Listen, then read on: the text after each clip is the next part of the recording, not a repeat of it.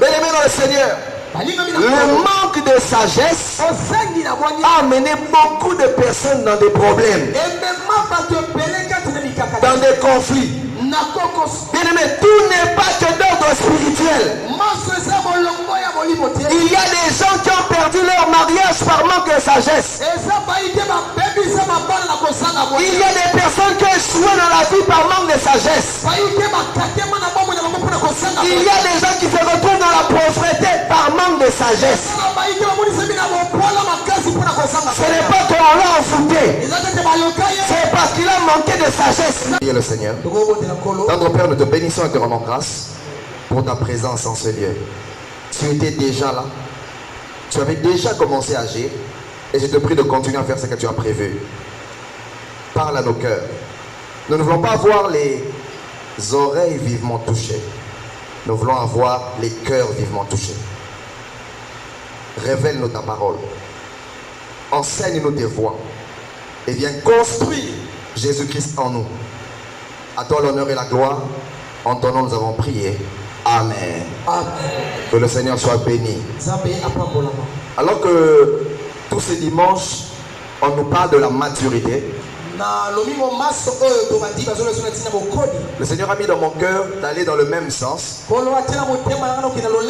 mais de nous parler de la sagesse. De nous parler de la sagesse. Et le thème que je nous partage ce matin, je l'ai intitulé Vaincre par la sagesse.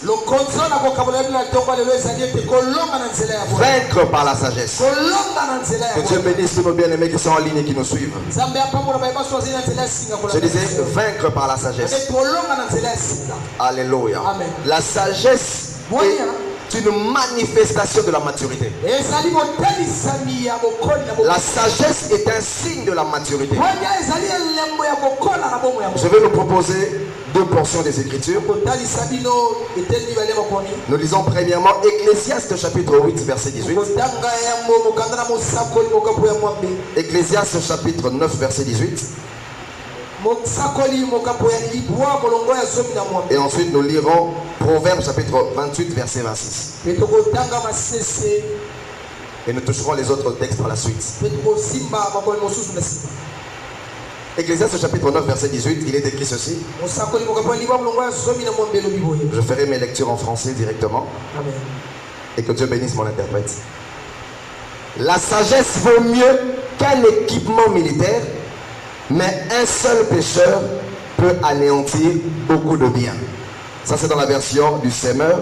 Dans la version français courant, il est dit: la sagesse est plus efficace que les armes, mais un seul maladroit détruit le bien qu'elle procure. Alléluia. Amen.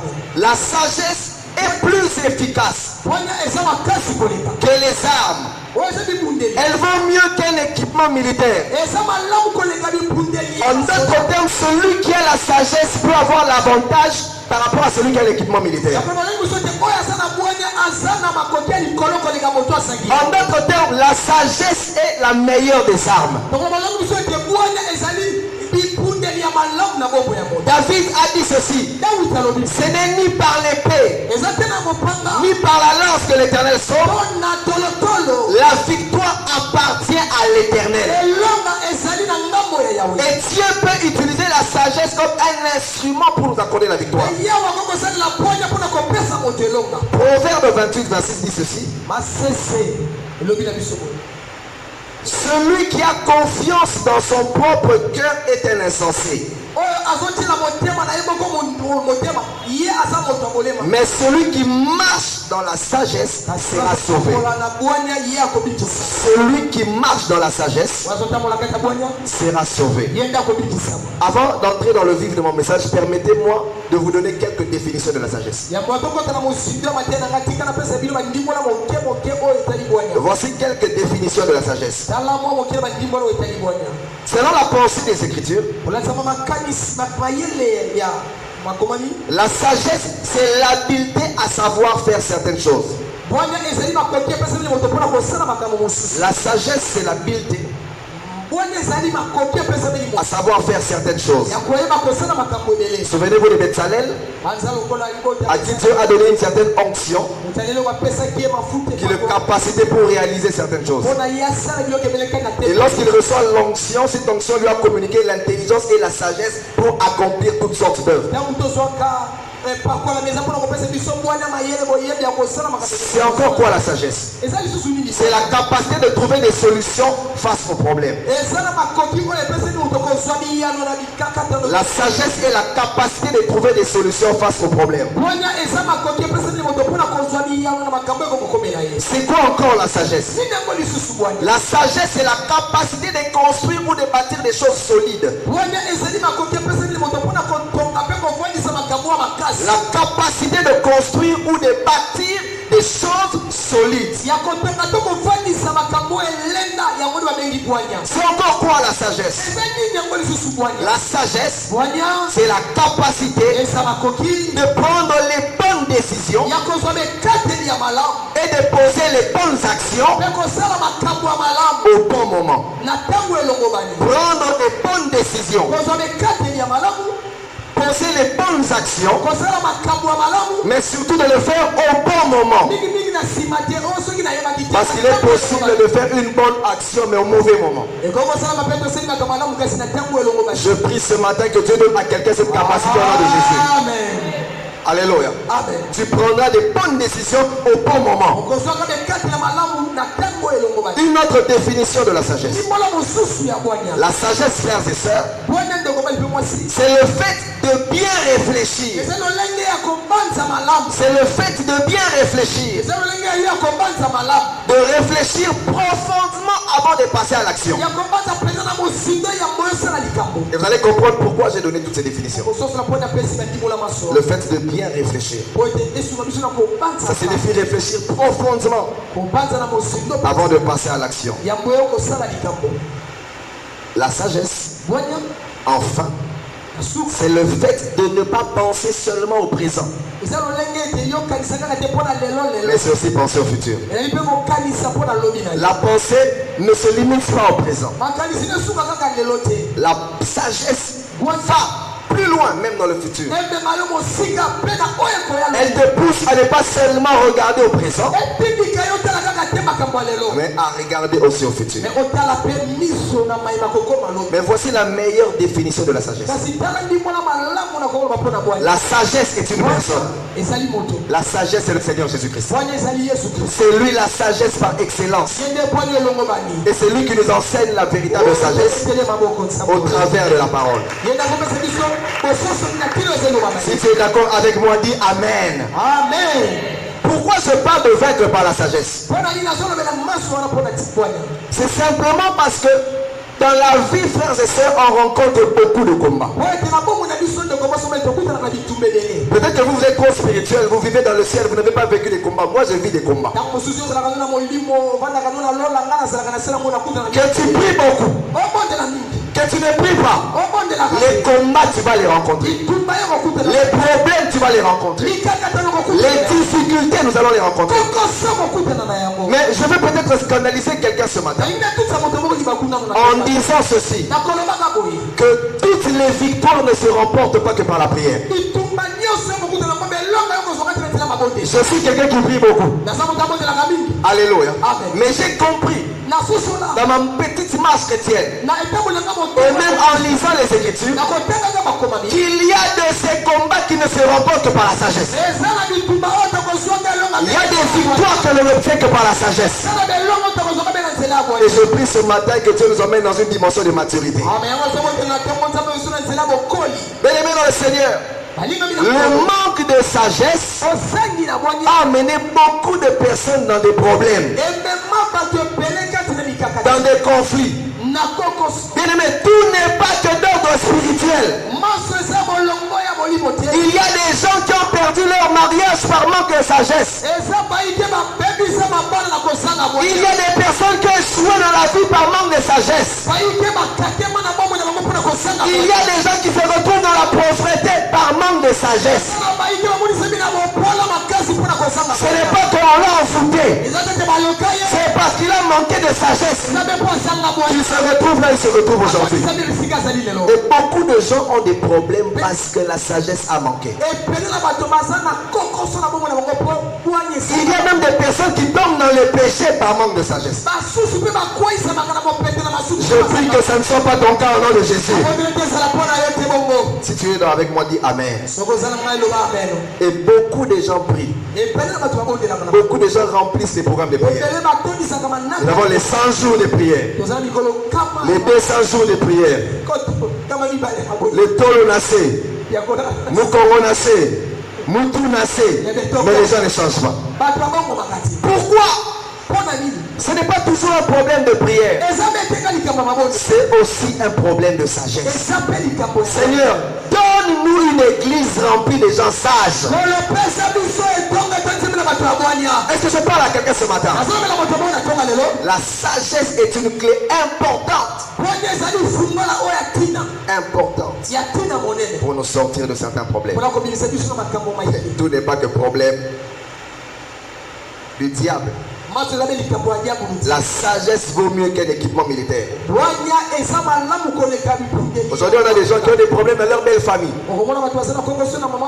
Quand tu parles avec, la belle-mère est mauvaise.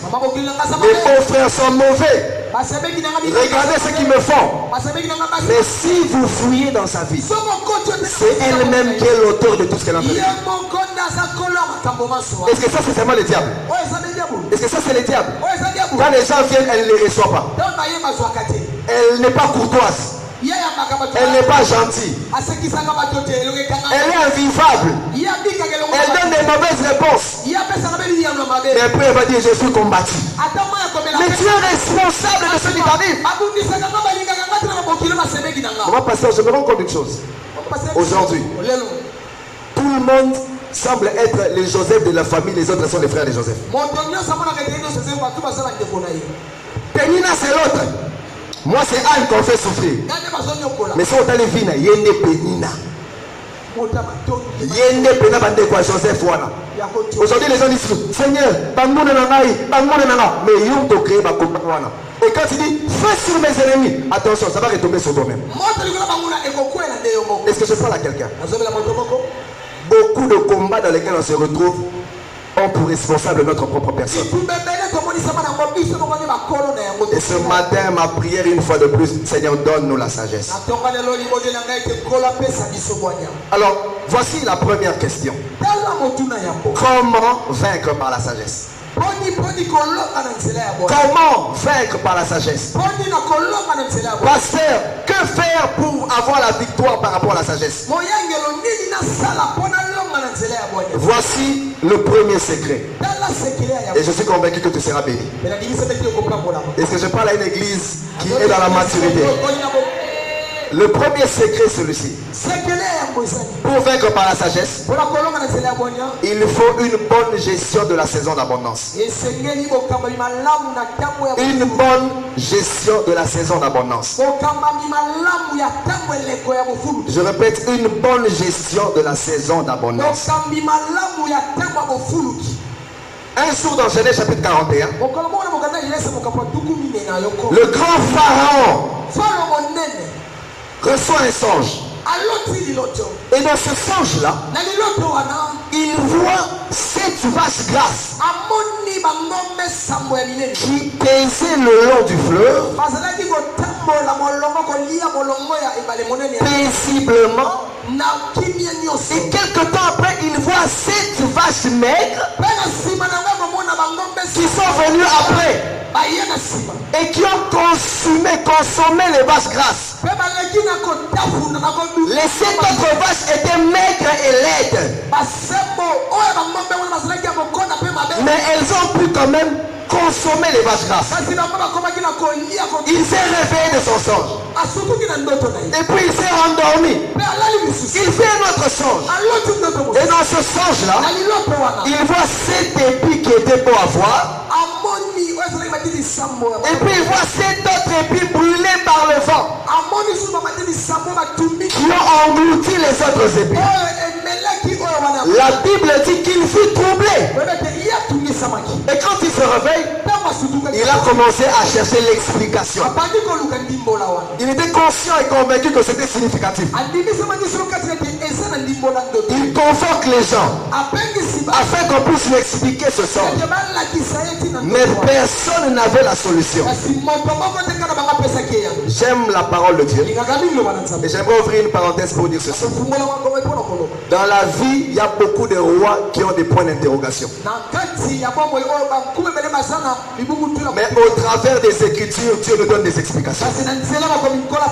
Et je prie ce matin, si tu étais venu avec des problèmes, que Dieu te donne des réponses. Je disais, si tu étais venu avec des problèmes, que Dieu te donne des réponses.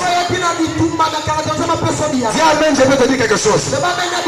Dis Amen, je veux te dire quelque chose. Notre Dieu a la capacité de transformer tes points d'interrogation en points d'exclamation. Tu te posais des questions pourquoi. Je prie que Dieu te donne des réponses qui vont te satisfaire. Si tu le crois, dis Amen. Et Pharaon est troublé. Il cherche des explications. Et puis on fait venir Joseph. Joseph quitte la prison. Et tout à coup arrive dans la vie de Joseph. Et on le fait venir à la hâte chez Pharaon. J'aimerais prophétiser sur quelqu'un. Je vois une saison où on va t'ouvrir des grandes portes. Est-ce que tu vas te passer à la tombe? Alléluia. Dieu va t'ouvrir des grandes portes. Ah, dis Amen pour tes cocos. Dieu va t'ouvrir des grandes portes. Alléluia. Et tu vas quitter de la prison à la primature. Ça, ce sont des choses qu'on trouve en Dieu. On a reçu Joseph sans CV. Je prie que là où tu n'as pas de relation, que Dieu te fasse entrer au nom de Jésus. Dites Amen, je vais vous dire quelque chose. Peut-être que c'est le cas pour vous. Mais moi, je ne connais pas quelqu'un qui a un siège au Parlement. Ni Assemblée nationale. Ni Assemblée provinciale. Je n'ai pas quelqu'un qui a un siège au Parlement. Mais je connais quelqu'un qui a un siège à la droite de Dieu. Celui que je connais, il est assis à la droite de Dieu. Il intercède pour moi. Je suis venu dire à quelqu'un, même si tu n'as personne d'élevé, même si tu n'as personne de haut placé, le Dieu que tu pries est le Dieu élevé. Il est le Dieu très haut. Et je suis fier d'appartenir à ce Dieu-là. Est-ce que tu es avec moi ce matin? Ne dis pas que tu as personne. Parce que Jésus est la grande des personnes qui n'ont personne. Je reviens à Joseph. On amène Joseph chez Pharaon. Pharaon explique à Joseph son songe. Il y a beaucoup de choses à dire, mais je vais gagner le temps pour aller à l'essentiel. Joseph dit ceci à Pharaon. Les deux songes veulent dire qu'une seule chose. Il y aura 7 années d'abondance. Les 7 vaches grasses représentent les années d'abondance. Les vaches maigres représentent la saison de sécheresse. Mais la saison de sécheresse va venir engloutir la saison d'abondance. Au point qu'on ne va même plus se souvenir qu'il y avait l'abondance. Il n'y aura plus de traces de l'abondance. Ah, Pharaon est marqué. Joseph explique le songe. Il est dans le temps. Mais après le temps, il applique la sagesse. J'aimerais dire à quelqu'un qu'il y a des dons qui vont t'ouvrir des portes, mais la sagesse va te maintenir dans ces portes.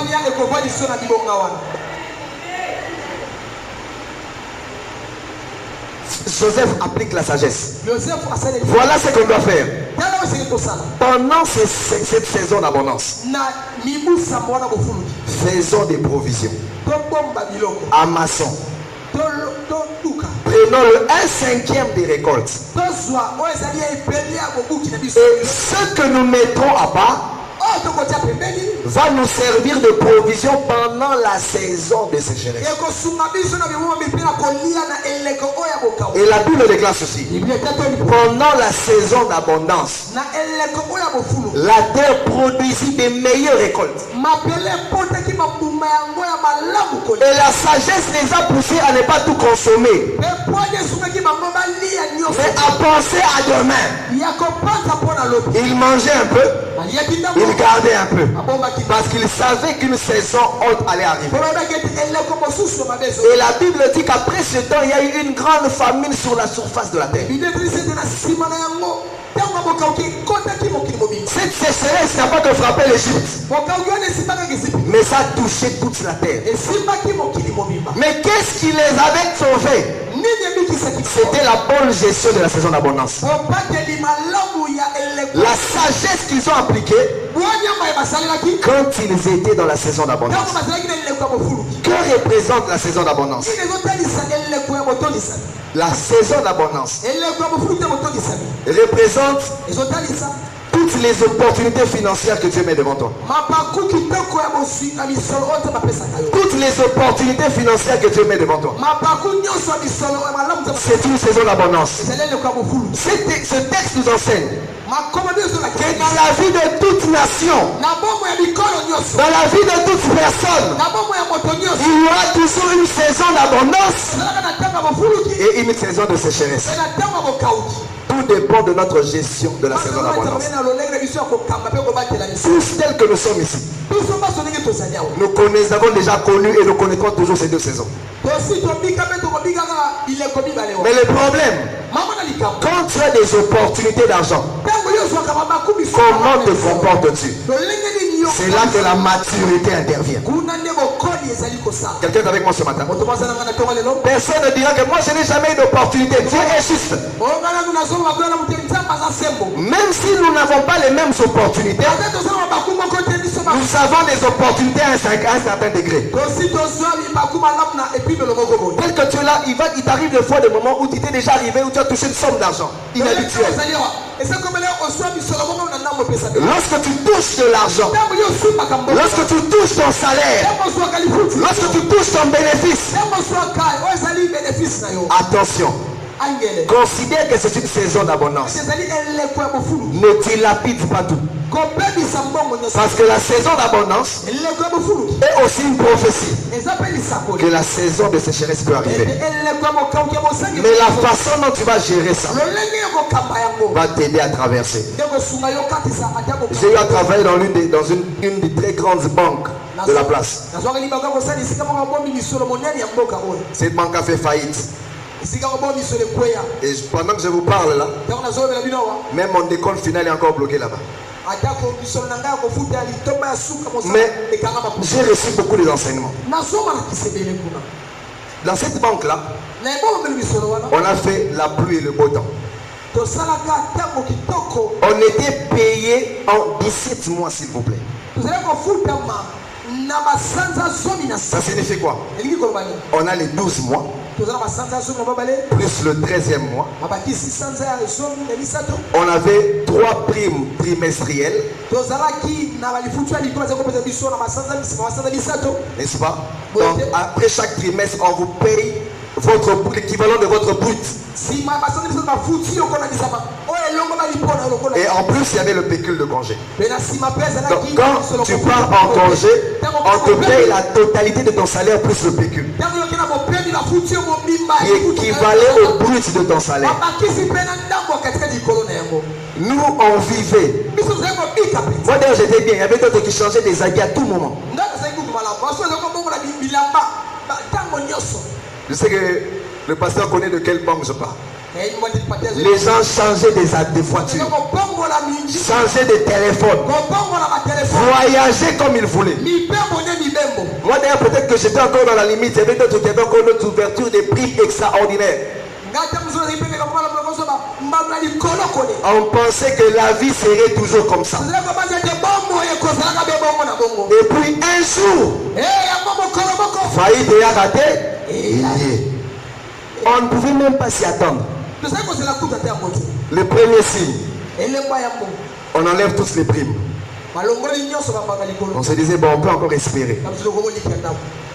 Après, on enlève les pécules.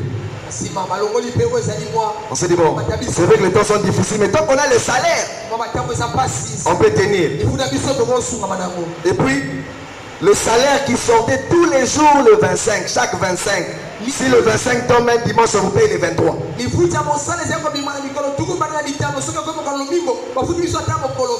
On a commencé à être payé les 42, les 38.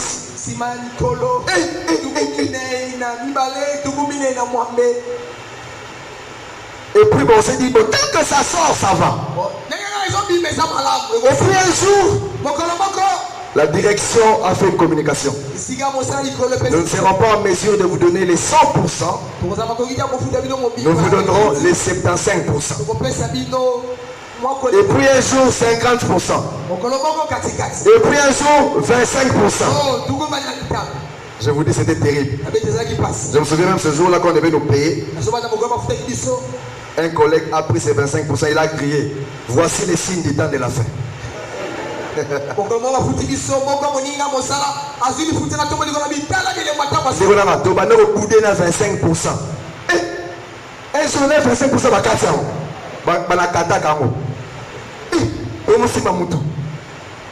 Et puis, il a commis système aquarium. Aquarium, il a crédité tout le monde dans la compte. Et c'était le chaos. Mais c'était quoi l'enseignement? Beaucoup de gens avaient touché de l'argent mais n'avaient pas investi. Il y a de ceux qui n'ont pas acheté des parcelles. Il y a de ceux qui ont fait des choses inutiles et dérisoires. Ils avaient oublié que c'était la saison de vaches grasses. Et quand la saison des vaches maigres est arrivée, ils n'ont rien fait. Est-ce en disant à ton voisin ou ta voisine, quand tu touches beaucoup d'argent, sois sage. Sois sage. Quand tu touches l'argent, sois sage. Même si ce salaire-là qui tombe habituellement, attention, ça peut s'arrêter. Sois sage. Sois sage. Les saisons changent. Tout n'est pas toujours question de famille nous a combattu. Dieu nous a donné la sagesse. Mais celui qui gère bien la saison d'abondance ne sera pas absorbé par la saison de sécheresse. Ah, je disais, celui qui gère bien sa saison d'abondance va tenir pendant la saison de sécheresse. Je déclare ce matin que Dieu te donne la sagesse et l'intelligence de savoir gérer tout ce qui est entre tes mains. Ainsi, nous allons construire des grands bâtiments pour notre église. Nous allons construire des hôpitaux. Nous allons construire des écoles. Nous allons soutenir l'œuvre de Dieu. Parce que nous aurons eu la sagesse par rapport aux opportunités financières.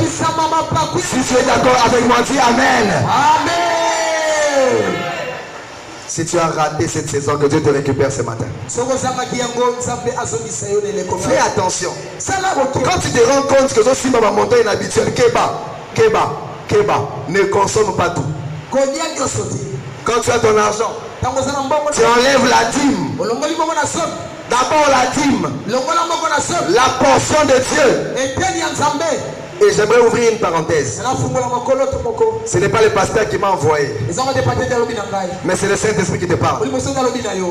Pour avoir la victoire sur les domaines financiers, dans le domaine financier, il faut respecter les principes de Dieu. La dîme, ce n'est pas le 1/10. La dîme, c'est le premier 1/10. Quand Dieu met de l'argent entre tes mains, avant de faire quoi que ce soit, enlève d'abord la part de Dieu. Au commencement, Dieu d'abord. Et ça, c'est que vous avez 100 000 francs. Au salaire, vous avez 40 000. Eh, la bosse a 10 000 Nzambe. Pasteur Patrick, 10 000 Nzambe. Amen. Est-ce que je parle à quelqu'un? La dîme est obligatoire. Mais il y a des bénédictions attachées à cela. Mais je vais te donner un secret pour bien donner ta dîme. Il faut donner ta dîme par amour pour Dieu.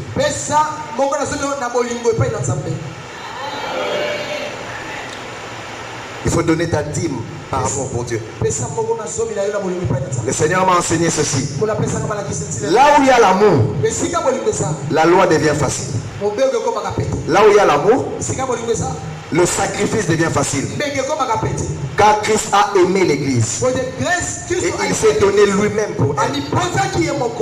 Papa Patrick est là et il ne va pas me contredire. Il a des obligations vis-à-vis de maman pasteur. Pasteur, est-ce que quand vous le faites, c'est vraiment la kanda? C'est avec Joanne. Vous avez des obligations.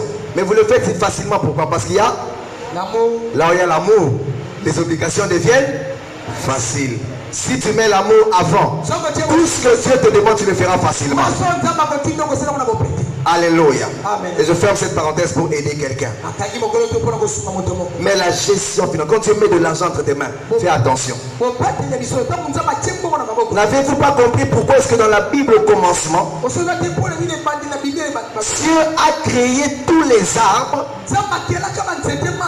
capables de porter des fruits et leurs semences? Parce que Dieu sait que dans la sémence, il y a la continuité. Il y a la continuité. Tu peux épargner, tu peux investir, tu peux faire quelque chose, mais que Dieu te donne la sagesse. Parce que quand tu as des opportunités financières, il y a l'avenir aussi qui est en train d'arriver.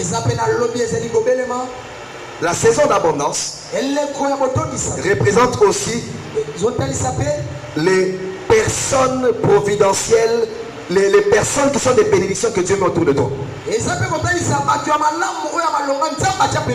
N'oubliez pas qu'il y a une saison d'abondance et une saison de sécheresse. Cela signifie qu'en d'autres termes, il y a des personnes que Dieu met dans ta vie pour un temps, mais elles ne seront pas toujours là. Alors quand tu as l'occasion de les avoir à tes côtés, il faut en profiter, maximiser. Il faut profiter d'eux au maximum. Parce que ces personnes providentielles, ces personnes bénédictions ne seront pas toujours là. Vous savez, mon père, je l'admirais beaucoup. C'était une grande bénédiction pour moi. Et je pensais toujours que j'aurais le temps pour lui. Il y avait des jours où mon père m'appelait: mon fils, j'ai besoin de te voir, il faut qu'on parle. J'ai dit: papa, je viendrai, je suis occupé. Et puis, en 2013, il tombe malade. 2014, sa maladie s'aggrave un peu. Et des fois, il m'appelait: mon fils, j'ai besoin de toi. Je disais: papa, je viendrai. Des fois, je viens, on parle, et puis, j'étais toujours occupé. Et puis, un jour, le 10 septembre 2014, on m'appelle pour me dire que ton père, suis-nous. Nous sommes en Aliema. J'arrive là, on me dit: sois fort, ton père n'est plus. J'ai regretté non seulement le fait qu'il ne soit plus, mais le fait que ces derniers temps, les derniers jours de sa vie, j'aurais pu passer beaucoup de temps avec lui, je n'ai pas pu le faire. Alors qu'il avait besoin de moi, j'ai manqué. Je ne savais pas que c'était une saison d'abondance. Abondance par rapport au temps que je vais passer avec lui. Il y a des questions que j'aurais voulu lui poser. J'aurais voulu le prendre, parler avec lui, passer des nuits avec lui, mais circuler avec lui, l'inviter au resto, mais j'ai raté de faire ça. Parce que je pensais qu'il serait toujours là. Mais il y a une autre saison qui est arrivée. Et depuis que j'ai compris ça, je ne passe plus une semaine sans appeler ma mère. Je crée toujours un temps pour aller la voir. Parce que je sais que je ne l'aurai pas toujours. Il y a des gens que Dieu met à vos côtés. Profitez de ces personnes. Parce que la saison peut changer. Il y a des gens à qui tu dois faire du bien. Fais du bien. J'aimerais qu'après ce culte, si tes parents sont encore en vie, envoie des unités. Fais des appels. Si c'est possible, organise un repas, reçois-les à la maison. C'est bien gérer sa saison d'abondance. Est-ce que je parle à quelqu'un? Le temps que vous êtes avec votre pasteur, profitez. Pasteur, j'avais un de mes fils, je lui disais, viens, je vais t'encadrer, je vais te donner des enseignements. Pasteur, je n'ai pas de temps. Pasteur, il est parti aux États-Unis. Et puis tu as commencé à l'utiliser. Il commence à me dire, Daddy, un enseignement là que tu me donnes, tu peux m'envoyer? Je lui ai dit, je vais te donner, envoie d'abord l'offrande. Parce que quand j'étais ici, gratuitement tu ne voulais pas. Maintenant tu cherches des enseignements. Profitez des personnes que tu as mis à vos côtés. Passez des moments de qualité. Ces personnes ne seront pas toujours là. Et aujourd'hui on a des problèmes, Mais que faites-vous de la gestion de la saison d'abondance? Il y a à peu près 2 semaines, j'ai reçu mes oncles paternels. Je les ai tous reçus à la maison. Et avec mon épouse, on a organisé un repas. Ils ont mangé. Après, la façon dont ils nous ont bénis. Les bamboulis à parents, ils sont Amen.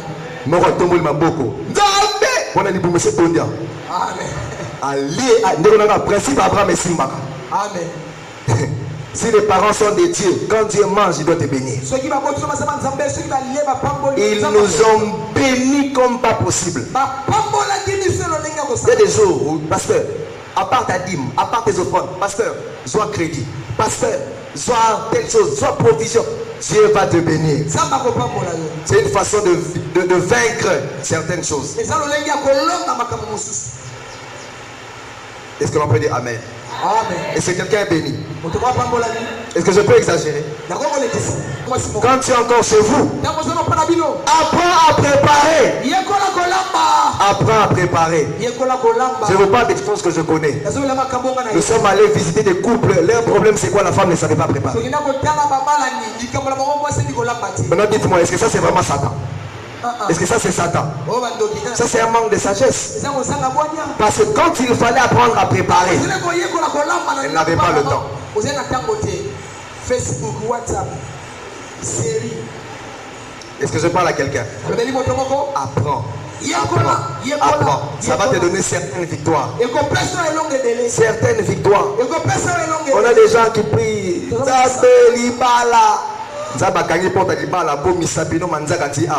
Mais si on ne mais à livrer, apprends à préparer.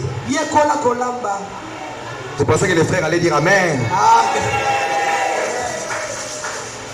Un jour, avec mon épouse, on allait traiter un problème de couple.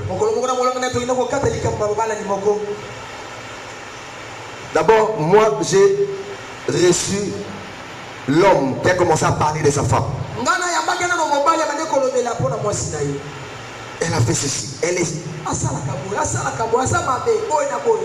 que la femme a des problèmes. La femme parle à mon épouse. On s'est dit, c'est que cet homme, c'est vraiment un païen. Voilà pourquoi en termes de conflit, dans une raison. Et en la dimension d'un conflit, il faut écouter toujours les deux parties. Amen. Pour avoir un bon jugement. Amen. Mais quand on est arrivé à la maison, on les a écoutés. On a simplement compris que leur problème était lié à un manque de sagesse. Et s'il y avait la sagesse, ils n'auraient pas vécu certaines choses. Ce matin, Dieu m'a envoyé vous donner un enseignement pratique par rapport à la vie de tous les jours. Parce que nous avons des gens qui prient beaucoup, mais qui ne voient pas certains résultats parce qu'il n'y a pas de sagesse. Et ce matin, Dieu m'a dit de te dire la saison d'abondance, la saison des opportunités, il faut bien gérer ça. Parce que ça va te donner certaines victoires demain. Le deuxième secret, bientôt je vais chuter, pour mieux vaincre par la sagesse, c'est de toujours faire passer la raison devant tes émotions.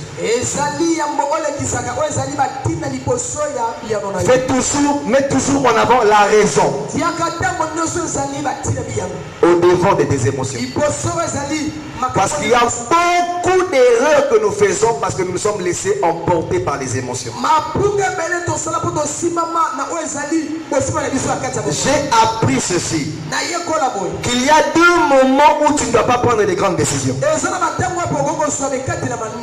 Quand tu es très en colère ou quand tu es très joyeux.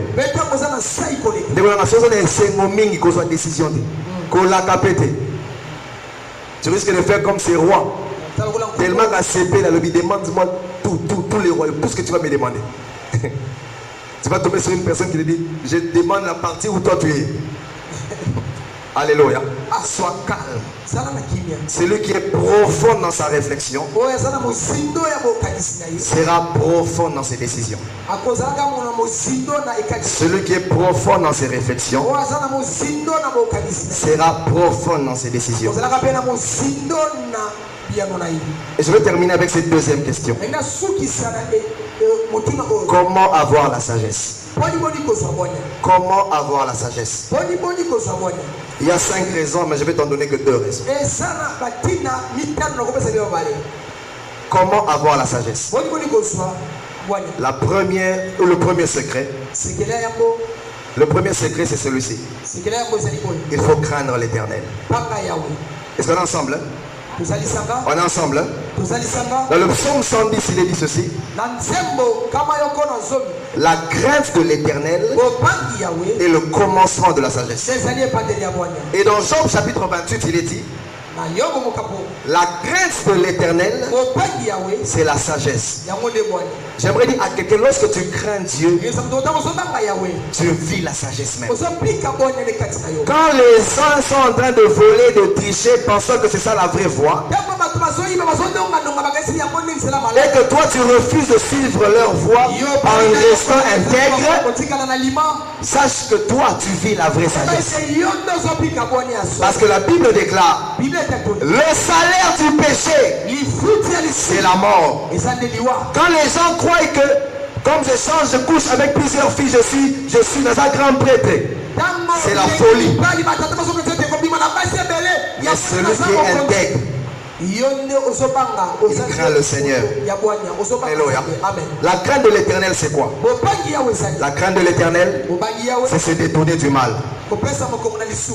Quand tu fuis le mal, quand tu te détournes du mal, tu crains l'Éternel. Alléluia. Quelqu'un peut me dire Amen? Quand tu... Vous savez, craindre Dieu signifie respecter l'autorité de Dieu. La vraie crainte de Dieu se manifeste même quand les gens ne te voient pas. Quand ton pasteur ne te voit pas. Quand tes responsables ne te voient pas. Tu es seul. J'aime Joseph. Joseph se retrouve en Égypte. Il refuse de coucher avec la femme de Potiphar. Il dit: comment ferais-je un aussi grand mal à Dieu? Ce que j'aime avec Joseph, Joseph était loin de son père, mais il n'était pas loin du Dieu de son père. Il savait que même ici Dieu est avec moi. La crainte de l'Éternel, c'est se détourner du péché. La crainte de Dieu, c'est aussi offrir à Dieu ce que l'on a de meilleur, ce que l'on a de qualité. Je suis étonné en lisant la Bible. Moi qui pensais que craindre Dieu, c'est seulement fuir le péché. Mais un jour dans Genèse chapitre 22, maman Dalia, Dieu dit à Abraham: Abraham, donne-moi ton fils. Mais Dieu ne se limite pas là. Dieu ajoute quoi? Vous lisez la Bible avec moi? Qu'est-ce que Dieu ajoute? Ton unique. Mais Dieu ne se limite pas là. Celui que tu aimes. Seigneur, pourquoi toutes ces précisions? Vous savez pourquoi Dieu a continué d'ajouter? Si Dieu s'est limité à dire à Abraham, donne-moi ton fils, Abraham allait aller chercher Ismaël dans le désert. Parce que Ismaël est aussi le fils d'Abraham. Dieu ajoute, ton unique. Abraham pouvait aussi chercher Ismaël. Parce que Ismaël est le fils unique d'Abraham avec Agar. Dieu va plus loin. C'est lui que tu aimes. Mais Abraham aimait Ismaël. Souvenez-vous que lorsqu'il a fait partir Ismaël, il était triste. Et il dit Isaac. Ouais. Dieu précise.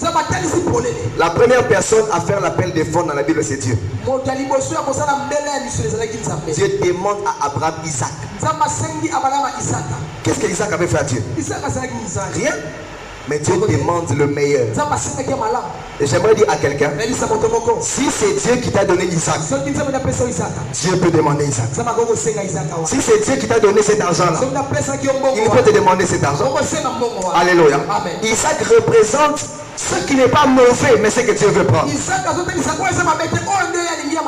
suis en train de voir une personne à qui Dieu va te dire, laisse d'abord ton lit, laisse tes nuits, j'ai besoin de passer du temps avec toi. Le sommeil c'est bien, mais moi j'ai besoin de toi.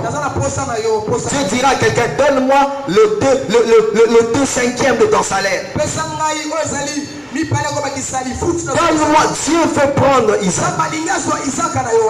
Et Abraham amène Isaac. Et il veut offrir Isaac. Et lorsque Abraham veut sacrifier Isaac, Dieu dit, Abraham, je sais maintenant que tu me crains. Ah Seigneur, quand j'ai quitté mon pays, ma patrie, la maison de mon père, tu ne voyais pas. Quand j'ai fait partir Ismaël, tu ne voyais pas. C'est aujourd'hui. Je suis venu dire à quelqu'un, le Dieu qui connaît tout aime qu'on lui donne des preuves. Amen. Le Dieu qui connaît tout aime qu'on lui donne des preuves. J'aimerais ouvrir une parenthèse. Dieu veut que quelqu'un lui donne des preuves en venant à ton culte. Dieu veut que tu lui donnes des preuves en donnant convenablement tes offrandes. La maturité. Et ça n'a pas de misusu. Depuis 2019, 2020 confinement de Silicitoyer. Après ça, à 500 francs offrande. 500 francs. Mais quand tu dois acheter du crédit, il y a ram ici, ram. Mais quand on s'en passe à repère ça, il y a il y a des gens qui ont des problèmes. Après ça, 500 francs, 1000 francs. N'attends pas seulement un appel de foi pour donner $100 à Dieu. Qu'est-ce que ça représente par rapport à ce que Dieu te donne? Dieu sait qu'on le craint par notre façon de le donner. Un jour, j'ai dit, le dimanche passé, maman pasteur, j'ai été à l'église. Aujourd'hui, chacun va monter son offrande à son voisin. Si il y aura un accident diplomatique. Son offrande, là qui sa voisin. Oh, la Bible dit, si ta main gauche donne, que ta main droite ne voit pas. Mais tant que tu as ça va mouton, et c'est pas vraiment mouton, ça va ça et le dimanche c'était terrible. Les gens c'est que beaucoup de gens ne respectent pas Dieu par leur façon d'offrir. Si la crainte de Dieu est le commencement de la sagesse, alors je te prie de craindre aussi Dieu par ta façon de lui offrir des offrandes de qualité. Si tu es d'accord avec moi, donne-moi un amen montagneux.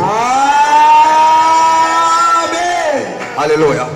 Et je crois que Dieu va te bénir différemment. Les autres points, Dieu faisant grâce, allons partager notre foi. Que le Seigneur vous bénisse.